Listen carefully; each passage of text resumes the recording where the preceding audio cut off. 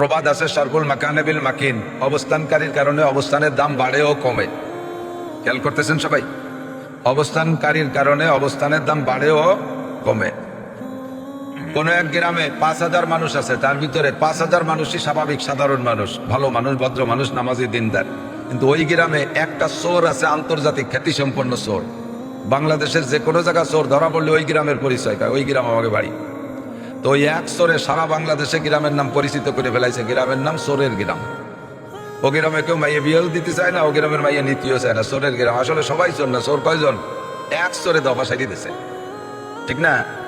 আবার কোন গ্রামে সাধারণ নর্মাল কিষেন বেচা, কামলা, ভ্যান চালানে, রিক্সা চালানে, জাইলিয়ে, জিয়েনি, নাপিত, দুপা, দর্জি, সুতা, এই সমস্ত নর্মাল মানুষের সংখ্যা বেশি। কিন্তু ঘটনাক্রমে গবরে পদ্মা ফুল একটা জজ হয়ে গেছে ওই গ্রামে। ওই এক জজে গ্রামের নাম জজের গ্রাম বানায় ফেলাইছে। বাকি সব যে সাধারণ একেবারে নিচু মানের মানুষ, তাদের দামও বাড়ায় ফেলাইছে এক জজে। এরকম সরবুল মাকানে বিল মাকিন। এরকম করে 3টে বোতল, এই বোতলে আধা লিটার পানি ধরে না, আধা লিটার পানি ধরে। এই বোতলের পানি ফেলাই দিলে বোতলটার দাম কয়শো টাকা? 5 পয়সা। আর এই বোতলটা পানি ঢুকানোর আগে একটা দাম ছিল 1 টাকা দাম। কিন্তু পানি ফেলাই দেওয়ার পরে এর দাম থাকবে না, কিন্তু পানি ঢুকানোর আগে 1 টাকা দাম ছিল। যখন পানি ঢুকাইয়া মুখটারে ইনটেক করে দিয়েছে, তখন এই বোতলের দাম হয়েছে এখন 15 টাকা। 15 টাকা না, 15 টাকা। এইরকম আরেকটা বোতলের মধ্যেও আপনি পানি না ঢুকাইয়া তার ভিতরে ঢুকাইছেন আধা লিটার কেরোসিন তেল। এবার 1 টাকার বোতলের দাম হয়েছে কত? 55 টাকা। 110 টাকা না কেরোসিন তেল, ডিজেল। একই বোতল কিছুক্ষণ আগে ছিল 1 টাকা দাম, পানি ঢুকানোর পরে 15 টাকা। আবার সেই বোতলে কেরোসিন ঢুকানোর পরে তার দাম হয়েছে 55 টাকা। 3 নম্বর আর একটা বোতলের মধ্যে আধা লিটার ঘি ঢুকাইছেন, আধা লিটার ঘি। এবার বোতলের দাম 1 টাকার বোতলের দাম কত? 800 টাকা। বোতলের দাম কত? এই যে 800 টাকা হয়েছে, এটা কি বোতলের কারামতি না মালের কারামতি? মালের কারামতি না। এরকম সরবুল মাকানে বিল মাকিন, অবস্থানকারীর কারণে এই বোতলের দাম বাড়াচ্ছে, ঠিক না? 4 নম্বর আর একটা বোতল নিয়ে এর মধ্যে আধা লিটার পেশাব করে মুখ আটকায় দিয়েছেন। 4 নম্বর বোতলটার ভিতরে পেশাব করে মুখ আটকায় দিয়েছেন। এবার ওই বোতলটার দাম কয় টাকা? ওর বডিতে যে 1 টাকা ছিল তাও শেষ করে ফেলাইছে, ঠিক না? সরবুল মাকানে বিল মাকিন, অবস্থানকারীতে অবস্থানের দাম বাড়ায় আর কমায়। আপনার হাতে যদি প্রথম 3টে বোতল দেওয়া হয় যে ব্যাগে 3টে বোতল দিচ্ছে, এটা আমাকে বাড়ি ধুয়ে যাইও, আমি তো একটু এদিক যাচ্ছি, কষ্ট হলেও নেবেন যে 1 বোতলে ঘি তো আছে, শাশিরে কই একটু ঘি ঢালি নিয়ে যাবেন, কতদিন কিনে খাই না, এই 3টে বোতল নেবেন, কষ্ট হলেও নেবেন। কিন্তু 4 নম্বর বোতলটা যদি আপনার হাতে দিয়ে বলি, তুমি তো মাগুরা যাচ্ছ, ওই অমক ডায়াগনোসিস সেন্টারে আমার আজকে সকালে পেশাব টেস্টের কথা ছিল, দর্শিত পেশাব, কিন্তু জাতি সবাই পাচ্ছি না, তুমি যাচ্ছ যখন বোতলটা একটু নিয়ে যাও, তোমার ভ্যান ভাড়াও দিয়ে দেবো, নেবেন? আপনি তা নেবেন না কেন? কাজ হয় তোমার মুখ বই আমি পয়সা নিতে যাবানি, বাংলা কবে উঠবেন, ঠিক না? ওই বোতলটারে কত বেদামি বানাইছে, কিসের কারণে? ওর ভিতরে যে আছে তার কারণে, ঠিক না? আপনাদের এই নাওভাঙ্গা গ্রামে ডাক্তার থাকতে পারে, ইঞ্জিনিয়ার থাকতে পারে, বিজ্ঞানী থাকতে পারে, এমপি থাকতে পারে, চেয়ারম্যান থাকতে পারে, মেম্বার থাকতে পারে, মন্ত্রীও থাকতে পারে, স্কুল থাকতে পারে, কলেজ থাকতে পারে, বিশ্ববিদ্যালয় থাকতে পারে, এগুলো ধরে নেন, থাকতে পারে, ধরে নেন। এর কোনোটাই এই গ্রামকে অত দামি করতে পারবে না। হয়তো কোনোটার কারণে গ্রামের দাম হবে 15 টাকা, কোনোটার কারণে গ্রামের দাম হবে 55 টাকা, কোনোটার কারণে গ্রামের দাম হবে 20 টাকা, 30 টাকা, মালের পার্থক্যের কারণে। কিন্তু একমাত্র কোরআনে কারিমের যে ঘি, এই ঘি যদি এই গ্রামের ভিতরে জমায় রাখতে পারেন, তাহলে গ্রামের বোতলের দাম হবে 800 টাকা। স্বীকার করবেন না? এই গ্রামের দাম হবে 800 টাকা। আমি 3-4 বার কইছি গ্রামের নাম নাওভাঙ্গা। এখনই আমার শ্রোতা, এই যে লাইভ চলতেছে না, এখনই আমার শ্রোতা জাপানে বসে বয়ান শুনতেছে, বাঙালি শ্রোতা আমার বয়ান শুনতেছে আমেরিকায় বসে।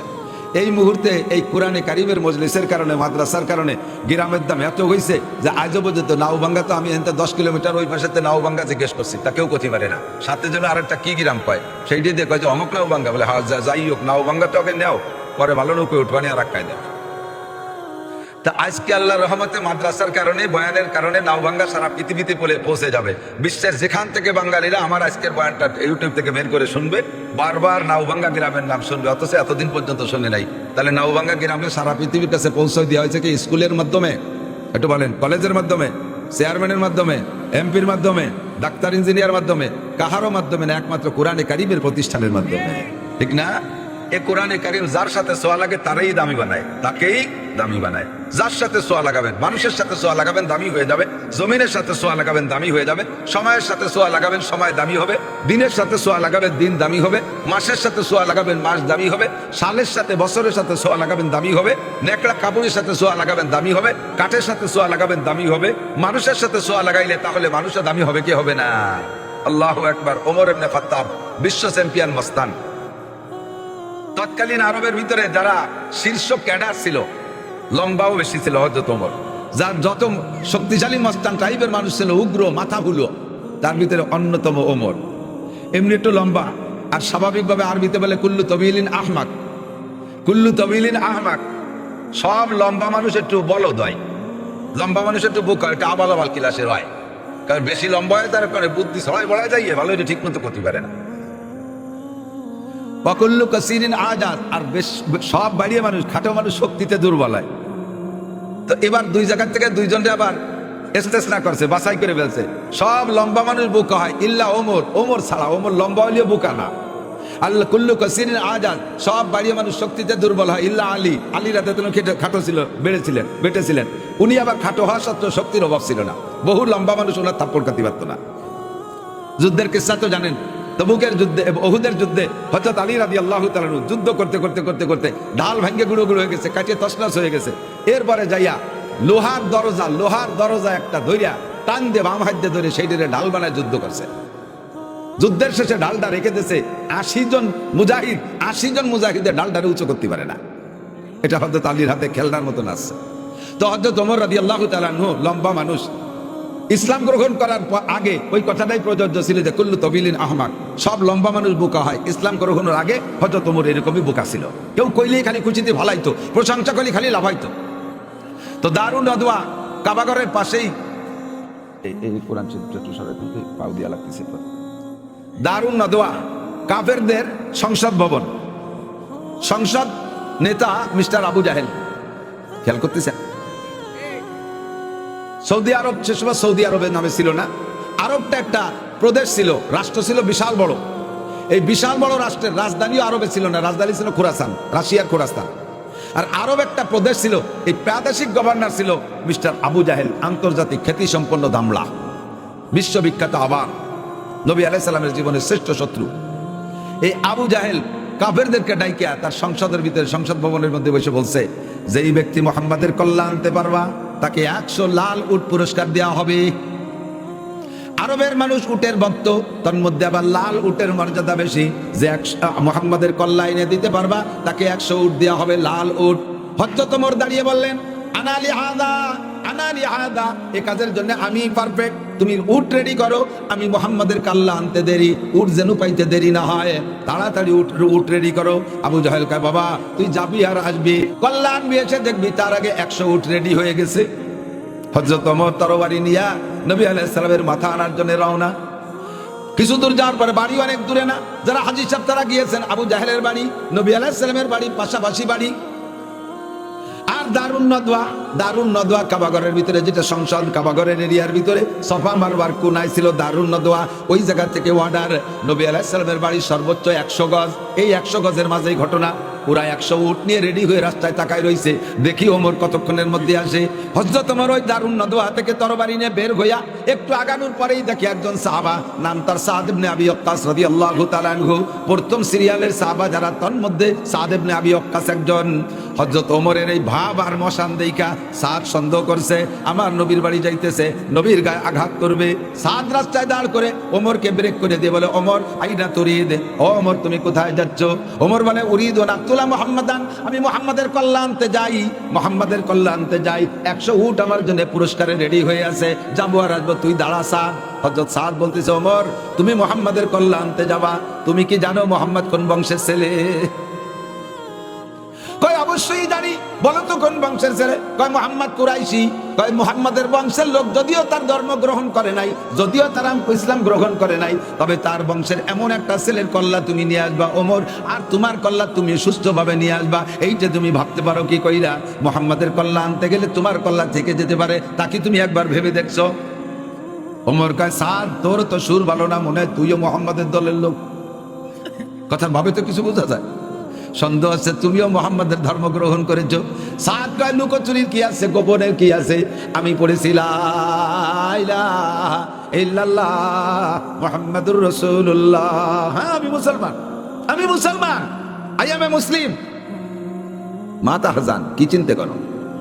ওমর বলে, এত বড় সাহস স্পর্ধা তোদের দল নেতারে আমি জবাই করতে যাই, আর সেই দল নেতার দলে যায় তুই আমার সামনে দাঁড়াইয়াস, তার কলেমা প্রকাশ করিস। সাদ তাহলে আগে তোর কল্লাটা কাইটে নেই। হযরত সাদ বলেন, ওমর, আগে তোমারে বিশাল বাহাদুর মনে করতাম, আমি ইসলাম গ্রহণ করার পরে তোমাকে বাহাদুর তো দূরের কথা, তোমাকে আমি মানুষই মনে করি না।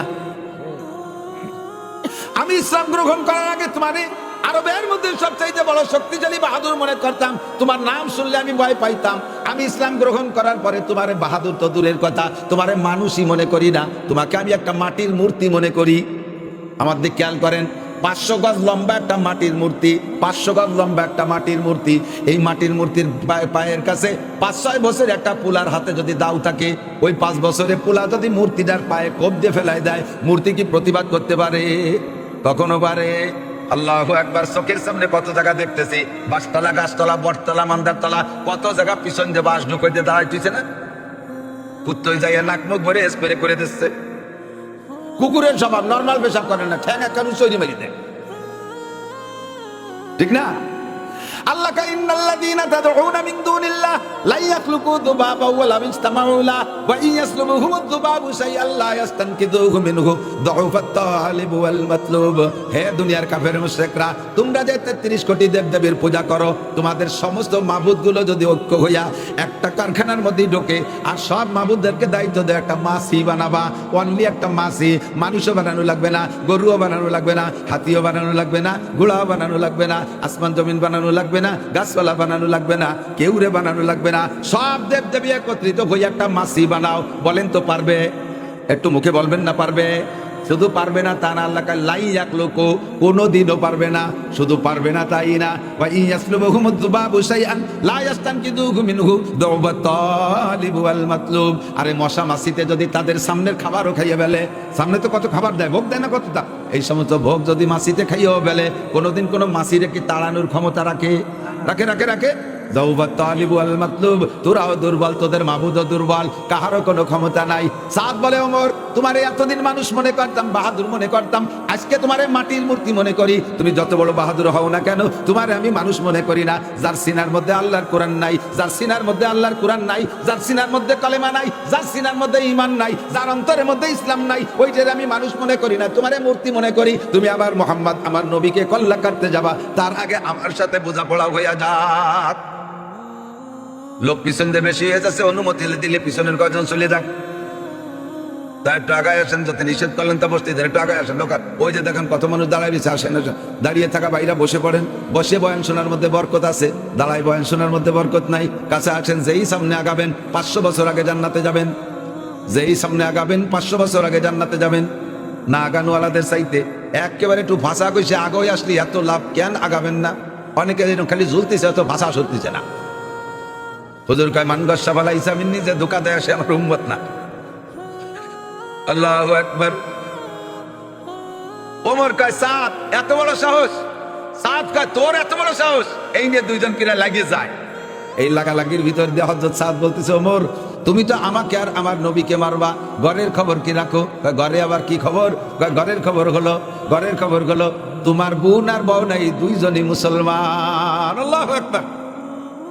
ওমরের স্টার্টিং গুইরা গেছে, কয় তাহলে আজকে তুমি আর মোহাম্মদ বাইচা গেলে ওই দুটের আগে জবাই দিয়ে আসি। বোন ভগ্নিপতি তরবারির খাপের মধ্যে ঢুকায় আর বের করে, কড়কড় শব্দ, খরাস করার শব্দ করে, ভিতরে হিট বাড়ায় যাতে মারতে যাইয়ে মায়া না লাগে। ডাইরেক্ট চলে গেছে বোন বাড়ি, যে দেখে সে বাড়ি ঘটনা ঘটতেছে। হযরত খাব্বাব রাদিয়াল্লাহু তাআলা এক সাহাবী, ওনার বোন ভগ্নিপতিকে বারান্দায় বসে কোরআন শরীফ পড়াচ্ছে। ওমরের পায়ের আওয়াজ আর তার গলার আওয়াজ আর তার গর্জন তর্জন শুই না, হযরত খাব্বাব একে দড়ি ঘরের মধ্যে যে খাটের তলে বলাইছে। আর বোন বউ নাই, নিজের ঘর সাইডে কোন জায়গায় ইবা যাবে, ভিতরে ঢুকে বোনকে ধরছে, কি পড়তেছিলি? কয় না, তাই তোমার দরকার কি? কয় না, আমার দরকার আছে, তুই নাকি মুহাম্মাদের ইসলাম গ্রহণ করছিস। বোন তো ওমরেরই বোন, ভাই যদি ওমর হয়, বোনটা তার চেয়ে ভারী একটা কম না। কথা কয় বোন, কয় হ্যাঁ আমি পড়েছিলাম ইল্লাল্লাহ মুহাম্মাদুর রাসূলুল্লাহ। বক্তারা যখন এই কলেমা পড়তে যাবে, আপনারাও সাথে পড়বেন। লাভ হলো যে ব্যক্তি একবার পড়ে লা ইলাহা ইল্লাল্লাহ মুহাম্মাদুর রাসূলুল্লাহ তামলাউ মা বাইনাস সামাই ওয়াল আরদ, পড়নেওয়ালার জন্য আসমান আর জমিনের মাঝখানে সমস্ত ফাঁকা জায়গা নেকিতে ভরপুর হইয়া যায়। কাজে এই জায়গা কৃপণতা করবেন না। যদি বলে সৃষ্টি করছে কে, মুখে বলবেন কে, সবাই বলবেন কে? একবার যদি মোহাব্বতের সাথে আল্লাহর নাম উচ্চারণ করেন, আমল নামায় 4000 নেকি লেখা হইয়া যায়। দুনিয়া বোঝা সহজ কিন্তু কামাই করা কঠিন। দুনিয়া বোঝা সহজ, কামাই করা কঠিন। আর নেকি বোঝা কঠিন কিন্তু কামাই করা সহজ। এবার ওমরের বোন বলে, আমি পড়েছি কলেমা, আমি ইসলাম গ্রহণ করেছি। বলার সাথে সাথে মার শুরু হয়ে গেল। একবার বুনরে মারে, একবার বউনাইরে মারে, ভগ্নিপতিরে মারে, দুইজনে পালা করে মারতে মারতে রক্তাক্ত করে ফেলাইছে। ঘরের ভিতরের থেকে রক্ত বার উঠান পর্যন্ত বেয়ে চলে গেছে। তবুও বোন বউনাই কখনো মুখের থেকে কলেমা ছাড়ে নাই, আর বলে নাই ভাই আর মারিস না, এখন থেকে তোর দলে চলে গেলাম, লাতুজ্জামানা তার হুবলের দলে চইলা গেলাম, মোহাম্মদ রে ত্যাগ করলাম, আল্লাহ রে ত্যাগ করলাম, এ কথা কখনো বলে নাই। হযরত ওমর এই মারামারির ভিতর দিয়ে দেখে বারান্দার দিকে নজর পড়ছে। যেই কোরআন শরীফ পড়তেছিল চামড়া, তখন তো এরকম কাগজ ছিল না, চামড়ার গায়ে একটা আয়াত লেখা, ওইটা তাড়াহুড়া করে সেরে পারে নাই। উঠার বারেন ওমরের নজর পড়ে গেছে আয়াতের দিকে। আয়াতটা ছিল সূরাতার আয়াত, কুল ইন্নানি আনাল্লাহ, কুল ইন্নানি আনাল্লাহ, লা ইলাহা ইল্লা আনা ফাবুদনি ওয়া আকিমিস সালাতা লিযিকরি। আল্লাহ পাক বলেন, কুল বলে দাও, ইন্নানি আনাল্লাহ, একমাত্র আল্লাহ আমি, ইন্নানি আনাল্লাহ, লা ইলাহা ইল্লা আনা, আমি ছাড়া আর কোনো ইলাহ নাই, লা তুজ্জামানা তার হবল, আরে সরস্বতী, দুর্গা, লক্ষ্মী আর কালী, এগুলো কখনো ইলাহ হইতে পারে না, এগুলো কখনো সৃষ্টিকর্তা হইতে পারে না। লা ইলাহা ইল্লা আনা, আমি ছাড়া আর কোনো সৃষ্টিকর্তা ইলাহ নাই, কাজেই ফাবুদনি, ইবাদত করলে আমারই করো। ইবাদত করলে কার? জোর হলো না কার? কেন আল্লাহর ইবাদত করব না? ওয়া মালি আলা আবুদুল্লাযী ফাতারানি ওয়া ইলাইহি তুরজাউন, আমাকে সৃষ্টিত করেছেন আল্লাহ, আমারে রিজিক দেয় আল্লাহ, আমারে বাঁচায় রাখে আল্লাহ, আমারে সুস্থ রাখে আল্লাহ, আমারে ছেলে মেয়ে দেয় আল্লাহ, আমারে মর্যাদা দেয় আল্লাহ, আমারে ধন সম্পদ দেয় কে? কাজে ইবাদত হবে কার? এই আয়াত যখন বারান্দায় রইছে পইড়া, হযরত ওমরের নজর যখন ওইদিকে পড়ছে, কাম হইয়া গেছে। পরবর্তীতে হযরত ওমরের বোন বলে, আমার মনে হচ্ছিল আমার ভাই যখন ওই আয়াতের দিকে তাকাইছে, ওমর তার বিপরীতে পারে, তরজমাও বোঝে। যখন নজর পড়ছে মনে হচ্ছিল যেন তার মুখের থেকে, তার চোখের থেকে কি যেন একটা কালো বেরিয়ে গেল, কি যেন একটা অন্ধকার কালো বেরিয়ে গেল, আর ওই কাগজের থেকে আমার ভাইয়ের দিকে একটা আলো ঢুকে গেল। খেলা জইমা গেছে, কাম হয়ে গেছে। এই মারামারির ভিতর দিয়ে নজর যখন ওদিক পড়ছে, হযরত ওমর বলে, বোন রে ওইটা কি? বোন চিন্তা করছে, ও তো এখনো ইসলাম গ্রহণ করে নাই, আইসে তো আমাকে ওর বিপক্ষে মারামারি করতে, মারলো কম না। এখন যদি কই ওইটাই আমার কোরআন, ওনার লাগতে যে ওই কোরআনের উপরে পা দিয়ে পদদলিত করে, অপমান করে।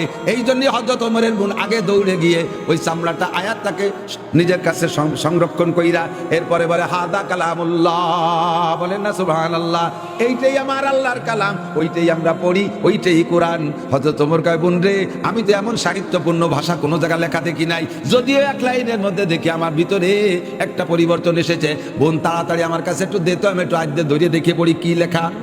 হযরত ওমরের বোন বলে, এই কোরআন সম্পর্কে আল্লাহর হুকুম, লা ইয়ামাসসুহু ইল্লাল মুতাহহারুন। ওই সময় উচিত ছিল কি, আমরা বলে নেন নেন নেন পড়ি দেন, কিন্তু ওমরের বোন আসল আইল ছাড়ে নাই।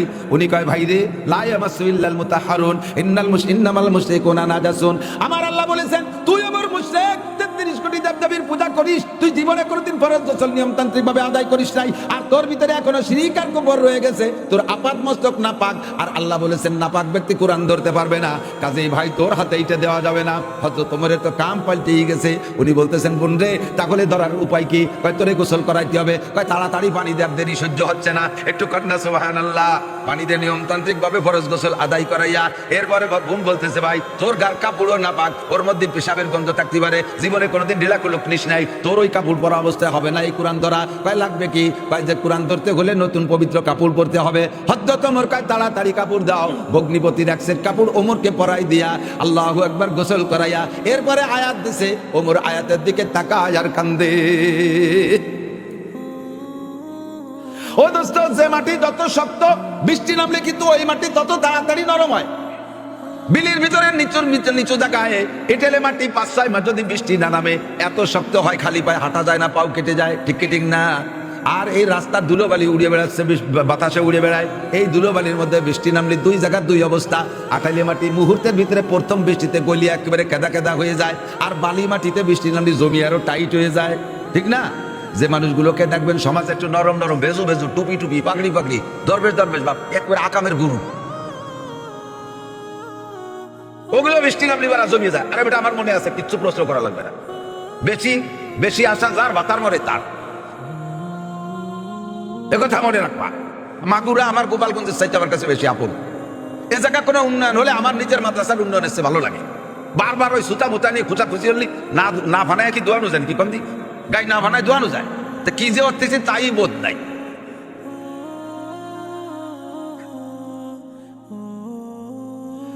আল্লাহু আকবার। আগে ভাবতে হবে, সবকিছু আগে ভাবতে হবে, পরে আগে ভাবিয়া করিও কাজ, করিয়া ভাবিও না। ঝামেলা করা যাবে না, আমার হিসেব আছে, কি হবে, আমার টাইমের হিসেব আছে। আল্লাহু আকবার। হযরত ওমর কান্তি কান্তি একেবারে বুক ভাসায় দিয়েছে শক্ত মাটি, বৃষ্টি পড়ছে, নদী নরম হয়ে গলিয়া রেড়ই পড়ে গেছে। এখন খালি কান্দে কয় বোন তা তাড়াতাড়ি আমার একটু কলেমা পড়াই দেয়। এই পরিবেশ দেখে এতক্ষণে মারামারি যা কিছু আছে হযরত খব্বাব খাটের তলেতে বেরিয়ে না। কাজে ওমর আবার কোনো কৌশল করতেছে নাকি যে একে উস্তাদ কিরা সেই দিয়ে বেরিয়ে নাকি, সেখানে আমার মাই শুরু হলো। হযরত খব্বাব খাটের নিচে লুকায় আছেন, পরিবেশ দেখে উনি বেরোয় আসছেন। আসার পরে বলতেছে ভাই খব্বাব তুমি আমারে কলেমা পড়াই দাও।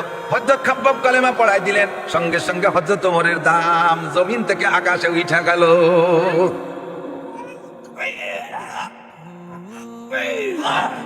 হযরত ওমর রাদিয়াল্লাহু তাআলা আনহু বলেন খব্বাব আমারে হুজুরের কাছে নিয়ে চল। হযরত খব্বাবের এখনো বিশ্বাস হচ্ছে না, আস্থা হচ্ছে না যে ওমর নবীর কাছে যাইয়া কি আচরণ করতে কি করে। ও তো আইসে নবীর কাল্লা কাটতে, তা তো আগের থেকেই জানি। হযরত সাদ রাদিয়াল্লাহু তাআলা আনহু পিছু পিছে আছে। এবার হযরত ওমরকে আর লজ্জা দিও না, আমার একটু সেই জায়গা নিয়ে চলো। হযরত খব্বাব আর সাদ রাদিয়াল্লাহু তাআলা আনহু দুইজন নিয়ে যাইতেছেন হযরত ওমরকে হুজুরের কাছে। পথিমধ্যে হযরত খব্বাব বলে ভাই ওমর, আমাদের এই ইসলামের মাদ্রাসায়, নবী পাকের মাদ্রাসায় তুমি বাদে আজকে পর্যন্ত আমরা মাত্র 39 জন ছাত্রছাত্রী, কিছু পুরুষ কিছু মহিলা, আমরা নবী পাকের কাছে শিক্ষা গ্রহণ করি। আরকাম রাদিয়াল্লাহু তাআলা আনহুর বাড়ি। গত রাত্রে বৃহস্পতিবার দিবাগত রাত, এই রাত্রে নবী দোয়া করেছেন আল্লাহর কাছে, আল্লাহুম্মা হাদি ইহদাল উমারাইন, আল্লাহ দুই ওমরের যে কোনো এক ওমরে তুমি হিদায়াত দাও।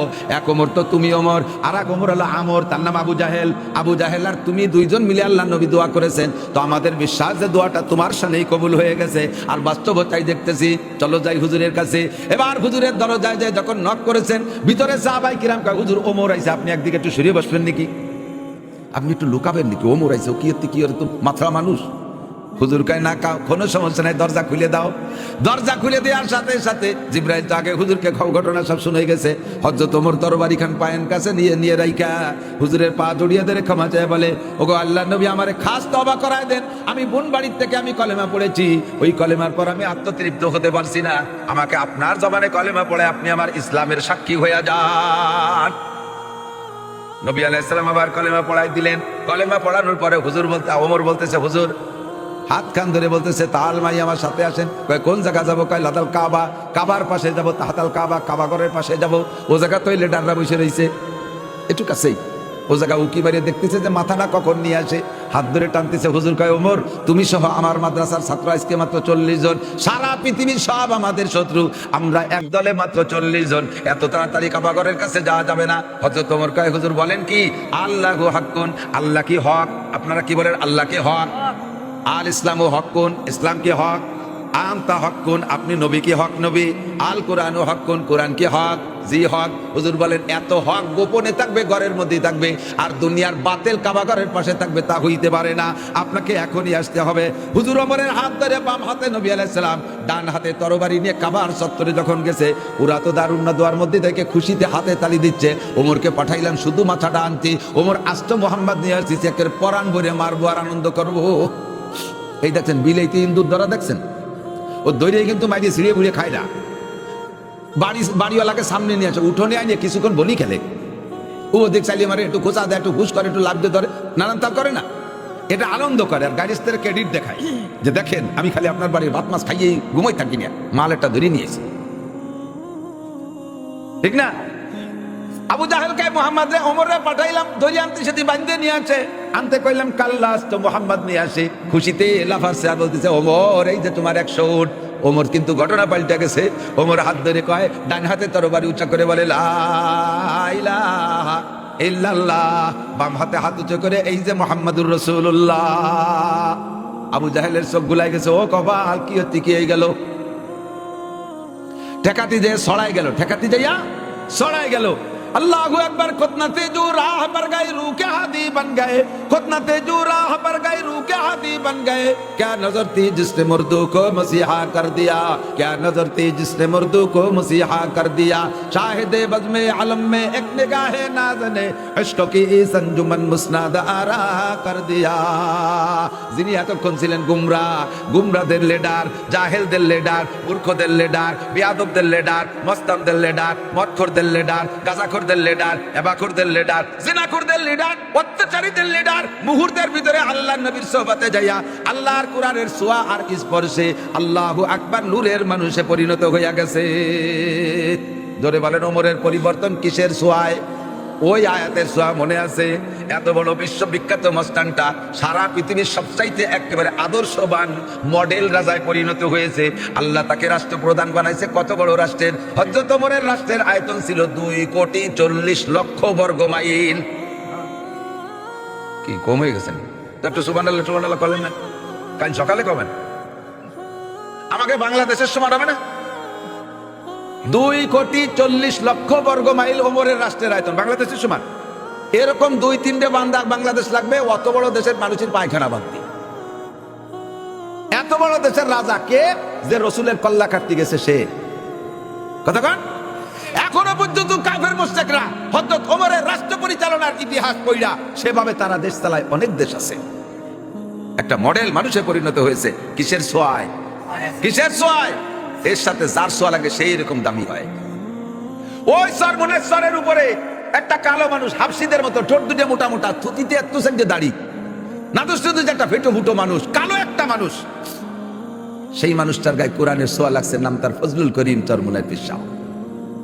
লক্ষ লক্ষ কোটি কোটি মানুষ তার কাছে পাগল হইয়া সেখানে দৌড়ে যাচ্ছে। কিসের ছোঁয়ায়? একটু বলেন, কিসের ছোঁয়ায়? কোরআনের ছোঁয়ায়, ঠিক না?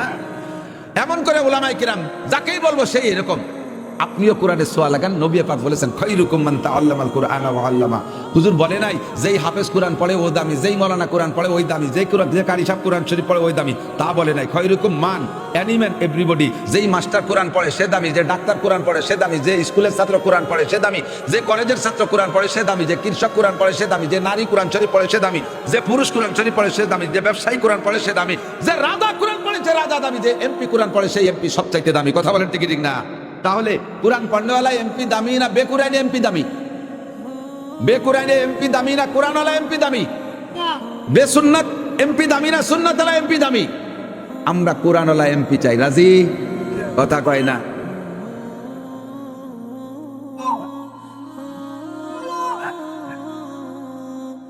বাংলার জমিন ধন্য হবে ইনশাআল্লাহ। এর মধ্যে আমলিগের লোক আছেন, মন খারাপ করে আমার বাড়ি কিন্তু আমলিগের লোক থাকতে পারেন, আমার বাড়ি গোপালগঞ্জ। বিএনপির লোক থাকতে পারেন। আমরা 4 দলীয় জোটের হুজুর, একসময় 4 দলীয় জোটেছে। হুজুর হিসেবে আমরা জামাত ইসলামের হুজুর হতে পারি, হুজুর হিসেবে চরমুনার হুজুর হতে পারি, হুজুর হিসেবে। এর মধ্যে সবাই মিলে আমরা শেষ ফিনিশিং, আমরা কলেমা পড়া মুসলমান। এর মধ্যে তো আর ভাগ নাই। কলেমার মধ্যে ভাগ আছে নাকি? এই বছর নড়াইল থেকে একদল গেছে তবলিগ। আমাকে গোপালগঞ্জে একটা ছোট নড়াইল আছে। গোপালগঞ্জে ছোট ছোট 2টি নড়াইল আছে, একটা ব্যাসপুর নড়াইল, একটা রাংদি নড়াইল। তো ব্যাসপুর নড়াইল, এই নড়াইলের থেকে এক জামাত গেছে, এক মসজিদে যে 3 দিন তবলিগ করছে। তো তবলিগওয়ালাদের সিস্টেম অনুযায়ী বাসাইতে ধরা পড়ছে 70-80 বছরের 4 বুড়ো কলেমাই ভর্তি পারে না, নামাজ পড়ে কলেমাই ভর্তি পারে না। তো আমি সব 3 দিন পর্যন্ত কলেমার মস্ক করাইয়া আজকে রাত্রে ঈশার পরে এই কলেমার পরীক্ষা নিচ্ছে। পড়েন মুরব্বী কলেমা পড়েন। যে মুরব্বীরই কলেমা ভর্তি করে সেই মুরব্বী কয় লা ইলাহা মুহাম্মাদুর রাসূলুল্লাহ, লা ইলাহা মুহাম্মাদুর রাসূলুল্লাহ। 3 দিন পড়ানোর পরও পারে না। আগের 80 বছর তো গেছে জলে, মেজাজ খারাপ থাকে না? আমি সব কয় লইয়া ঠ্যাং একখান কবরে চলে গেছে, চাকা একটা ফাংশন হয়ে গেছে, যে কোনো সময় ডাকা খেয়ে যেতে পারে।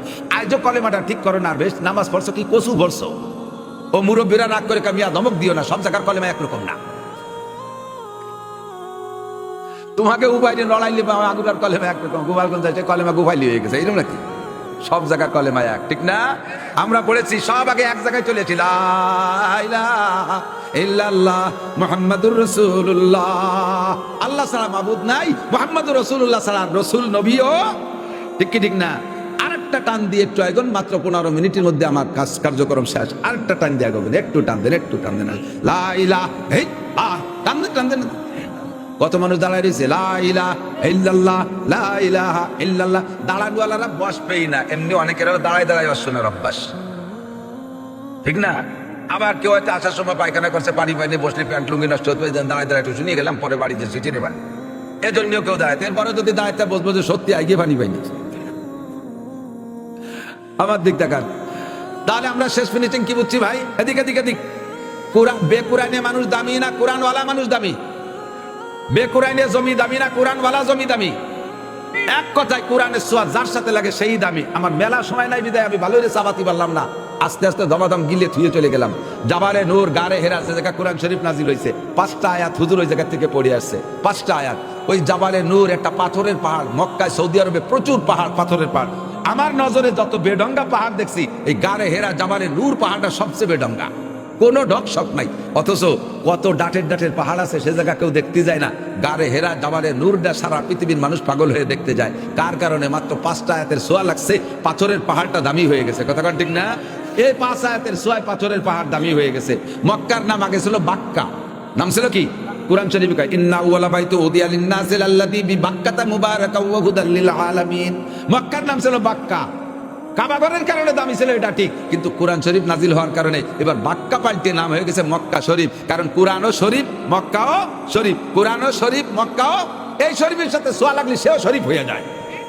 রসুল মদিনায় যার আগ পর্যন্ত মদিনার নামও মদিনা ছিল না, মদিনার নাম ছিল ইয়াসরিব, মদিনার নাম ইয়াসরিব। রসুল কোরআন শরীফ নিয়ে মদিনায় যাওয়ার পরে ইয়াসরিবের নাম পাল্টে গেছে মদিনা শরীফ। এই শরীফের সাথে সোয়া লাগা এই খেজুর বাগানের ক্ষেত খামারের পাহাড়ি এলাকাটা তাও শরীফ হয়ে গেছে। এখন নাম সোনার মদিনা। বলেন কি নাম?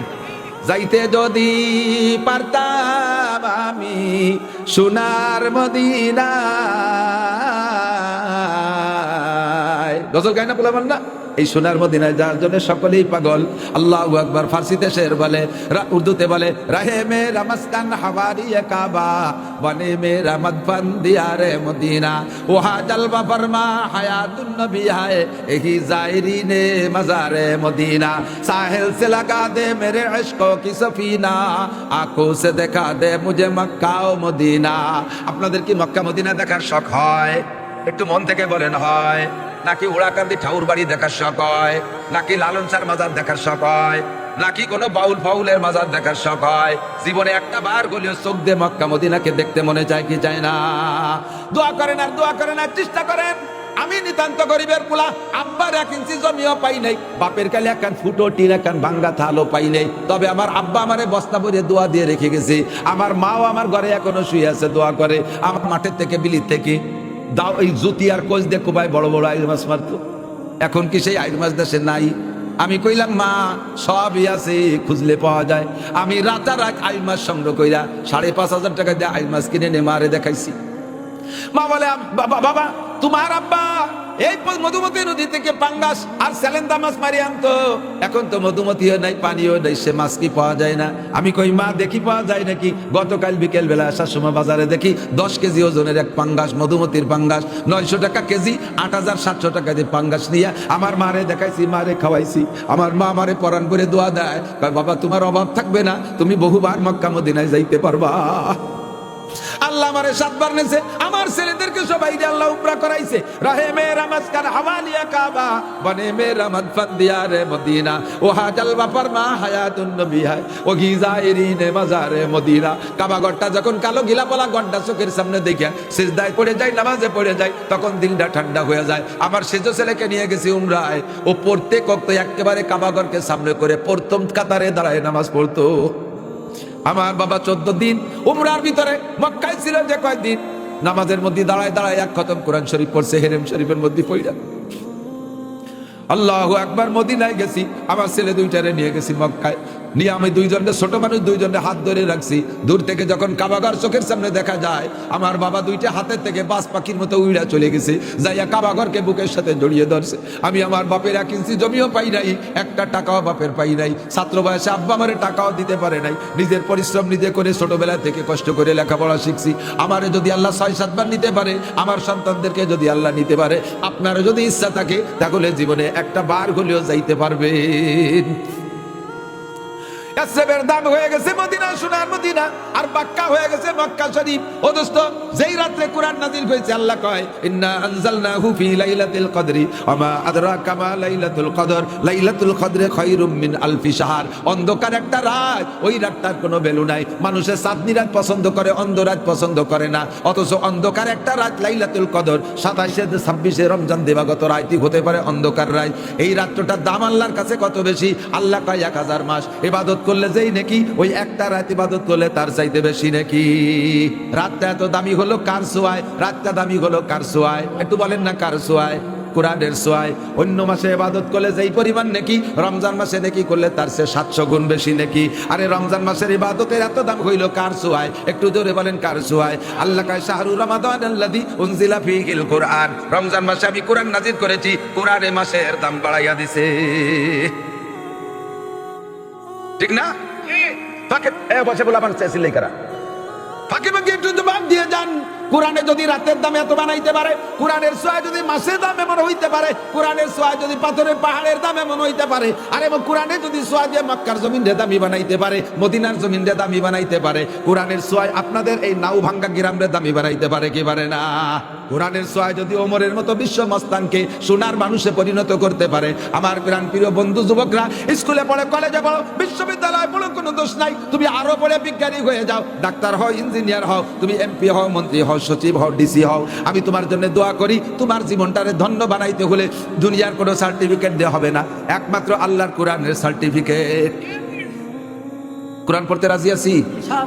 চেষ্টা করবেন, চেষ্টা করবেন, দাবি হয়ে যাবেন। দুনিয়ার কোন বই পুস্তক একাধিক বার পড়তে গেলে 5 10 20 বার 50 বারের পরে আর পড়তে মনে চায় না। আবি তাকরারে তুলাতে লামিয়ামুল, একমাত্র কোরআনে কারিমি এমন একটা কিতাব জীবন ভরে পড়লাম তবুও তার নেশা মেটে না। কোনদিন পড়তে পড়তে বিরক্ত লাগে না। আলহামদুলিল্লাহ জীবনে নামাজের মধ্যে কয় হাজার বার পড়ছেন মনে আছে? এখন কি মনে কয় না আর কতদিন পড়বো, অন্য একটা কবিতা পড়ি, এ মনে কয়? ইমাম সাহেব কতবার আলহামদুলিল্লাহ পড়ে রমজান মাসের তারাবিতে। যদি কণ্ঠওয়ালা ইমাম হয়, ইমামে যদি সুর ভালো হয়, তাহলে মুসল্লিরা পিছনে অপেক্ষা করে হুজুর ওয়ালা দলিন করে যে টান্ডা দেয়, ওই টান্ডা কখন দেবে একটু শুনবো। শুনতে আলাদা একটা মজা লাগে। প্রত্যেক তারাবিতে 20 বার শুনি, প্রতি রাত্রে বেতের নামাজে 3 বার শুনি, ফরজ নামাজে 2 বার, 3 আর 2 5 8 20 বার, 25 বার এক রাত্রে তারা রমজান মাসে সূরা ফাতিহা শুনি ইমামের কাছে। তবুও বিরক্ত লাগে না, শুনতে ভালো লাগে কি লাগে না? সারা জীবন ভরে পড়বেন খালি মজা আর মজা, এর সাথে সোয়া লাগাবেন, দামি হয়ে যাইবেন। ও দোস্ত, দামি একটা শাল 12,000 টাকা দামের কাশ্মীরি শাল, এইটা যদি পায়ের নিচে পড়ে কেউ বলবে না এত দামি শালটারে পাড়ালি একটা চুমো দে। কেউ কয়? কতক্ষণ কয় 12,000 টাকা দামের দামি শাল পাড়াইছি, চুমো দে। কলি কি দেবো নাকি? কবে তো না, কলিও দেবো না। কিন্তু কোরআন শরীফের গায়ে যে কাপড়টা পেঁচাইছেন, অত নতুন কাপড় পাবলিকে দেয় না।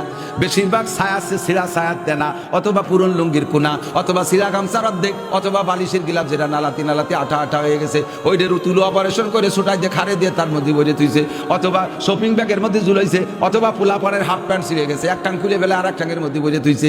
এই কোরআন শরীফের গায়ে যা জামাদের না কেন, যত নিচুমানের কাপড়, যখন কোরআনের গায়ে পেঁচাইছেন, এরপরে ওই কাপড়টা পরে গেলে পায়ের সাথে সোয়া না, হাতেতে পড়ে গেলে উঠাই চুমো খাই কি খায় না। এই সিরান একরারে চুমো খাওয়ার যোগ্য বানাইছে কিসে? কোরআনের সোয়ায়। কথা কন, এই কোরআনের সাথে যার সোয়া লাগে সেই দামি হয়ে যায়। ইন্না আরাদনাল আমানাতা আলাস সামাওয়াতি ওয়াল আরদ, আল্লাহ কয় আমানতে কোরআনকে আমি আসমান জমিন আর পাহাড় পর্বতের উপরে রাখতে চাইছি, কেউ নিতে রাজি হয় নাই। হামালা কি বলা হয়? ওয়া আশফাকনা মিনহা ওয়া আশফাকনা মিনহা, কেউ নিতে রাজি হয় নাই, সবাই থরথর করে ভয়ে কাঁপতেছে। আসমানে কয় আল্লাহ আমার পর কোরআন লাগলে ভেঙে পড়ে যাব, জমিনে কয় আমার পর কোরআন লাগলে ডেবে যাব, পাহাড়ে কয় আমার পর কোরআন লাগলে ভেঙে তছনছ হয়ে যাব। এ কেউ কোরআন শরীফ নিতে রাজি হয় নাই। ইতিমধ্যে আপনাদের নাও ভাঙ্গা গ্রামের ছোট্ট ছোট্ট পোলাপান্ডা কয় আল্লাহ, যেই কোরআনের দাম মাওলানা নাসির সাহেবের কাছে এমন শুনলাম, এর সাথে যেই সোয়া লাগে সেই দামি হয়ে যায়। এত দামি কোরআনটা তুমি আসমান জমিন পাহাড় পর্বতের কাছে কেন ফেরি করে নিয়ে বাড়াও? আমাদের কাছে কোরআনটা দাও। ওয়া হামালাহাল ইনসান, অবশেষে ইনসান মানব জাতি কোরআনকে গ্রহণ করেছে। একটু জোরে বলেন আলহামদুলিল্লাহ। আল্লাহ এবার মানুষের পিঠে একটা থাবা দিয়ে কয়, কুদরতি হাত দিয়ে থাবা দিয়ে কয় ইন্নাহু কানা যালুমান জাহুলা। তুই জালেম আর জাহেল। জালেম মানে সীমা লঙ্ঘনকারী, জাহেল মানে মূর্খ। যেই মানুষে এত যত্ন সহকারে কোরআন শরীফ গ্রহণ করলো, আল্লাহ তারে জালেম আর জাহেল বলে দমক দিল। কেমন কথা বোঝেন? বোঝেন? আল্লাহ তাকে প্রশংসা করি, আরো একটু অন্যান্য কিছু প্রশংসার কথা কওয়া দরকার। তুই জালেম আর জাহেল, সীমা লঙ্ঘনকারী আর মূর্খ, এ কথা এদিক এদিক বোঝেন? বোঝেন? সবসময় সব শক্ত কথা কিন্তু শক্ত না, কোনো কোনো শক্ত কথা আদরের জন্যও হয়। আপনার ছেলে বিলি যাইয়া জাল খেয়াইয়া এত বড় বল মাছ একটা ধরে নিয়েছে, যে একটা পুঁটি মাছ ধরারও যোগ্য না, সে একটা বল মাছ ধরে নিয়েছে। আপনি খুশিতে তার ফিটি থাবা দিয়ে, আরে হারামজাদা এ কি এসছিস, কি কইছেন জানেন? হারামজাদা মানে জারিউর বাচ্চা। নিজের ছেলেরে হারামজাদা কইছে, কি জন্য বল মাছ নিয়েছে? এটা কি রাগের হারামজাদা না খুশির হারামজাদা? ছেলে ম্যাট্রিকে এ প্লাস, গোল্ডেন এ প্লাস পাইছে, পাইয়ে বাড়িয়েছে, আব্বা গোল্ডেন এ প্লাস। ছেলের বুকের সাথে, আরে আমার পাগল। এই পাগল কি রাস্তায় যে ন্যাংটা ঘুরে বেড়ানো পাগল নেই? এই পাগল মানে ওই পাগল না, এলা আদরের পাগল। আল্লাহ কাছে যাবেলা জালেম আর জাহেল, এই কথাটা আল্লাহ তাআলা রাগ করে বলে নাই ছেলের সাথে এমন এ হারামজাদা এ পাগল। এই যদি একটা ভালোবাসার সত্য কথা, এরকম একটা কথা বলেন আলহামদুলিল্লাহ। আল্লাহ আমাদেরকে বড় আদর করে নিয়েছেন। কিসের কারণে? কোরআন শরীফ গ্রহণ করছি, কোরআন শরীফ ধরছি, কোরআন শরীফ পড়ছি, শিখছি, এর কারণে আমার দাম। ঠিক কি ঠিক না? আমার মতো নাসির গোপালগঞ্জে কত গড় খেয়ে বেড়াচ্ছে, কয়জন ছিলেন? গোপালগঞ্জের মনে হয় খালি একা শেখ হাসিনারে রাগের সাথে চেনেন আর খুশির সাথে চেনেন, খালি তারেই চেনেন। আর কয়জনের চেনেন গোপালগঞ্জের? আর আমি নাসির খুঁজে মাসি, আমার বডি ফিগার ভালো না, স্বাস্থ্য ভালো না, চেহারা ভালো না, কালো একটা মানুষ। সারা বাংলাদেশে যেখানে যাই সে জায়গায় হাজার হাজার মানুষ আমার মুসাফা করার জন্য, আমার একটু চা খাওয়ার জন্য, খাওয়ার জন্য আদর করে। এইটা আমি আর কোনো সার্টিফিকেটে না, একমাত্র কোরআনের কারণে আমি অর্জন করতে পেরেছি। এই কোরআনে সবাই যে দামি বানায়, যার সাথে ছোঁয়া লাগে তারই দামি বানায়, ঠিক না? আমার আপনার সব কিছুরে কোরআন দিয়ে দামি বানাবো, রাজি আছেন ইনশাআল্লাহ? মাদ্রাসাটার সাথে সম্পর্ক রাখবেন কোরআনের সাথে সম্পর্কের কারণে। নড়াচড়া করবেন, যে লোকটা নড়াচড়া করে আটা দেবে, বুঝবো যে ওই লোকটা মাদ্রাসার বিপক্ষে, ডোনাল্ড ট্রাম্পের দলের লোক, ইসরায়েলি নেতানিয়াহু জালেমের দলের লোক, আর এই নরেন্দ্র মোদীর দলের লোক। এই তিনজনের দলে কারা আছেন? ট্রাম্প, নেতানিয়াহু আর মোদী। কারা কারা? একটা হাত দেখাতে মোহাম্মদের সাথে। ওই ছোটটা আর আমি এই দুজনের ভোটের ফাঁক নেই না। শোনা তুমি না, তুমি বড় আলেম হবা, আল্লাহ তোমার আলেম বানায়, ওরে মাদ্রাসায় দিয়েন। আল্লাহু আকবার। আল্লাহ আল্লাহর রাসূল আর সাহাবায়ে কেরামের দলে আমরা কারা?